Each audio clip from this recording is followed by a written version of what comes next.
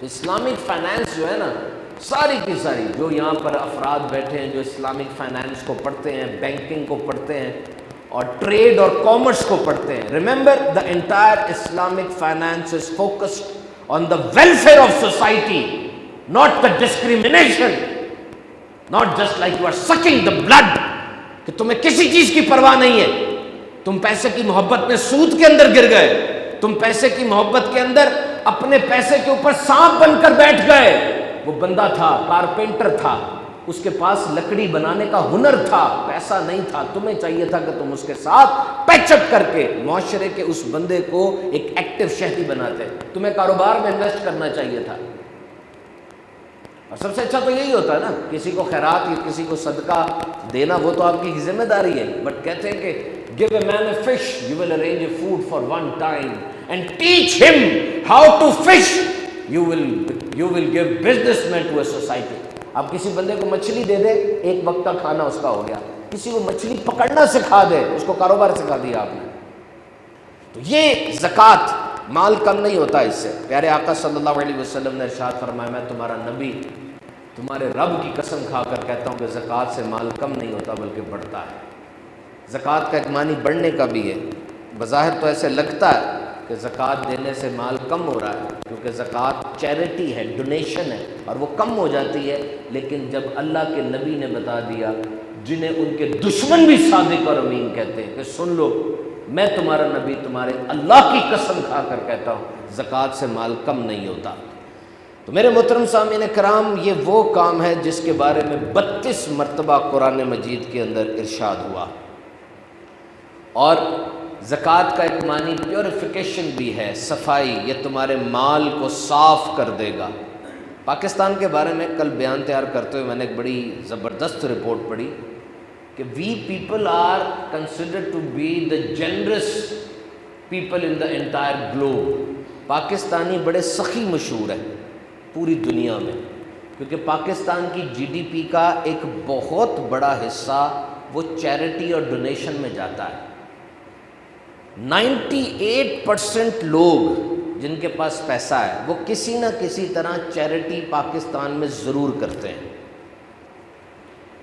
تو آپ کو بھی چاہیے آپ کسی نہ کسی انداز سے اس کو دیکھیں اور آگے جا کر زکوٰۃ اور فطرہ اور صدقے کے ذریعے اپنے مالوں کو محفوظ کر لیں۔ فرمایا اپنے مالوں کو زکوٰۃ دے کر مضبوط قلعوں میں قید کر لو اور اپنے بیماروں کا علاج خیرات سے کرو۔ یہ اللہ تعالیٰ جس انداز سے شفا دے، حضرت موسیٰ علیہ السلام کے پیٹ میں درد ہوا، آپ نے اللہ سے عرض کی مالک میرے پیٹ میں درد ہے، میں کیا کروں؟ اللہ تعالیٰ نے فرمایا فلاں جگہ پہ جنگل میں چلا جا، وہاں پہ ایک بوٹی ہے، وہ بوٹی کو کھا لے، تیرا پیٹ درد ٹھیک ہو جائے گا۔ اب چلے گئے، جا کے بوٹی کھائی، پیٹ درد ٹھیک ہو گیا، اب علاج تو پتہ چل گیا۔ اس کے بعد پھر کبھی درد ہوا، جنگل گئے، بوٹی پکڑی، کھائی، افاقہ نہیں ہوا۔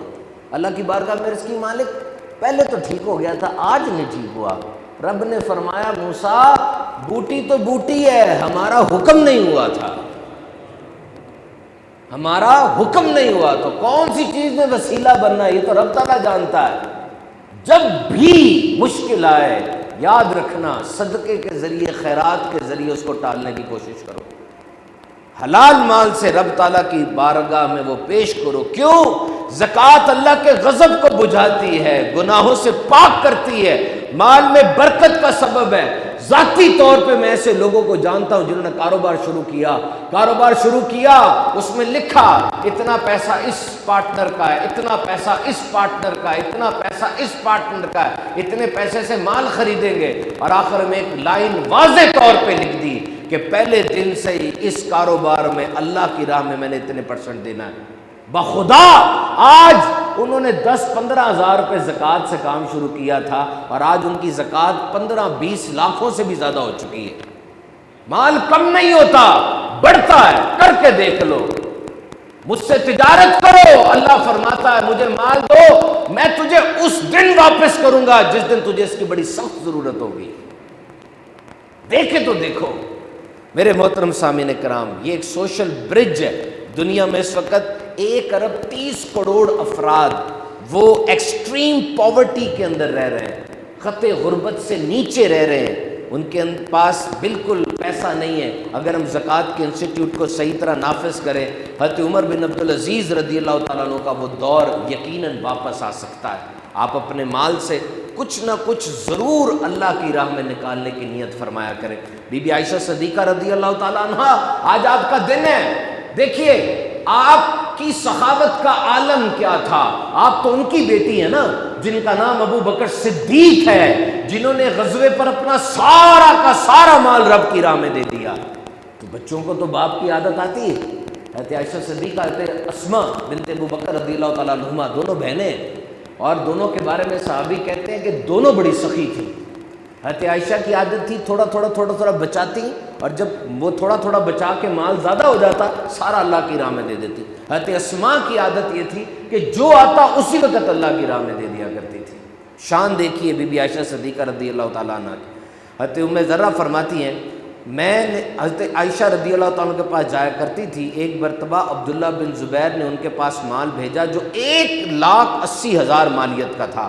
آپ نے تھال منگوایا، درہموں کو تقسیم کرنا شروع کیا، شام تک ان کے پاس کچھ بھی باقی نہ رہا. اور یہ اس حال میں کیا کہ ان کے اپنے کپڑے پر پیوند لگے ہوئے تھے. شان دیکھیے نیک بندوں کی. تو آگے بڑھیے، اس عظیم الشان ستون کو قائم رکھنے کی کوشش کیجیے.